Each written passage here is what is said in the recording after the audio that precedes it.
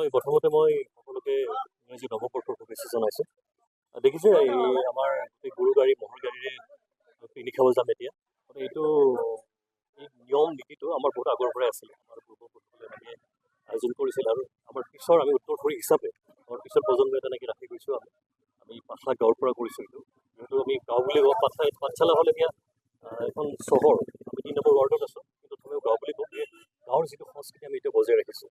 গতিকে মই ভাবোঁ আমাৰ পিছৰ যিখিনি নৱপ্ৰজন্ম আহে তেওঁলোকে আমাৰ সংস্কৃতি ৰাখক। অকল এইটো বুলিয়ে নহয়, বিভিন্ন ধৰণে আগুৱাইছে আমাৰ যিহেতু পাঠশালা যুৱ সংঘৰ উদ্যোগত বিভিন্ন ধৰণৰ ভাল ভাল কাম কৰা হয়। ল'ৰা ছোৱালী গছ পুলি ৰোৱা, বিভিন্ন সময়ত সহায় কৰা, বিভিন্ন ধৰণৰ কাম কৰে। গতিকে মই ভাবোঁ যুৱ সংঘৰ প্ৰচেষ্টা পিছৰ যিখিনি আমাৰ চাম আহে তেওঁলোকে কৰক।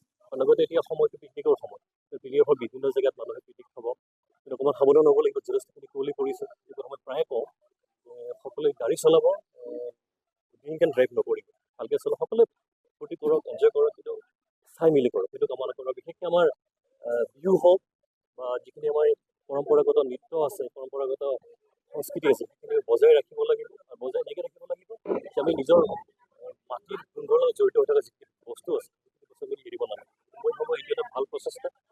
আৰু আজি 25 বছৰ, গতিকে 25 বছৰ প্ৰচেষ্টা 50 হওক 100 হওক তাকে কামনা কৰিছোঁ। এইবাৰ আমাৰ 6খন গাড়ী আছে আৰু 6খন গাড়ীৰ লগতে আমাৰ এখন গৰু গাড়ী আছে, বাকী ম'হৰ গাড়ী 2খন আছে। 2খন গৰু গাড়ী আছে, বাকী ম'হৰ গাড়ী আছে। লগতে আমি সকলোৰে হাতত জুবিনদাৰ ছবি আগত লৈছোঁ, ফটো এটা লৈ। যিহেতু আমাৰ সকলোৰে প্ৰিয় জুবিনদা আমাৰ মাজৰ পৰা গুচি গৈছে, গতিকে যুৱ প্ৰজন্মৰ আমাৰ যুৱ সংঘৰ ল'ৰাখিনি এই ইম'শ্যনটো ৰাখি তেখেতৰ ফটোটো আগত ৰাখি আমি আগবাঢ়ি গৈছোঁ। গতিকে তেখেতে ওপৰৰ পৰা আমাক চাই আছে, তেখেতে আশীৰ্বাদ কৰক গোটেই অসমক, অসমবাসী। আৰু বলত আছে, বিভিন্ন আমাৰ ভিডিঅ'ত আছে, এওঁলোকক সুধিব পাৰি। গোটেই অনুষ্ঠানটো এওঁলোকে আয়োজন। কথা হ'ল যান্ত্ৰিকতাৰ দিনত গৰু ম'হ গাড়ীবিলাক নোহোৱা হৈ গৈছে। আৰু দেখিছে আপোনালোকে প্ৰত্যেক বাৰে বাৰে মানে ঘন কুঁৱলীৰ ফলত বা মানে নিচাযুক্ত মানে দ্ৰব্য ব্যৱহাৰ কৰাৰ ফলত এক্সিডেণ্ট পাতি বহুত হৈছে। গতিকে তেনেকুৱাবিলাক হওক। যোৱাকালি এটা এক্সিডেণ্ট হৈছে আমাৰ বজালিত, মানে স্কুলীয়া ষ্টুডেণ্ট, বহুত দুখ লাগিছে। তেখেতসকলৰ আৰোগ্য কামনা কৰিছোঁ। আৰু এই যান্ত্ৰিকতাৰ দিনত গৰু ম'হ গাড়ী এইবিলাকেৰে আমি যদি পিকনিক খাব যাওঁ, তেতিয়াহ'লে তাৰমানে দুৰ্ঘটনাটো আমাৰ ৰোধ হয়। আৰু এইটো আমাৰ পৰম্পৰা, যিহেতু আমাৰ জ্যেষ্ঠসকলে আমাৰ এই আয়োজন কৰিছিলে আৰু আমি জ্যেষ্ঠসকলৰ আমি আদৰ্শটো আমি ধৰি ৰখাৰ কাৰণে যুৱ সংঘই চেষ্টা কৰিছোঁ।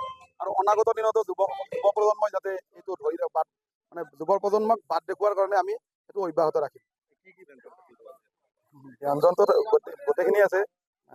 পাঠাৰ মাংস থাকিব, হাঁহ থাকিব, লোকেল মুৰ্গী আছে, আৰি মাছ আৰু বাকী দালি এইবিলাক চব থাকিব।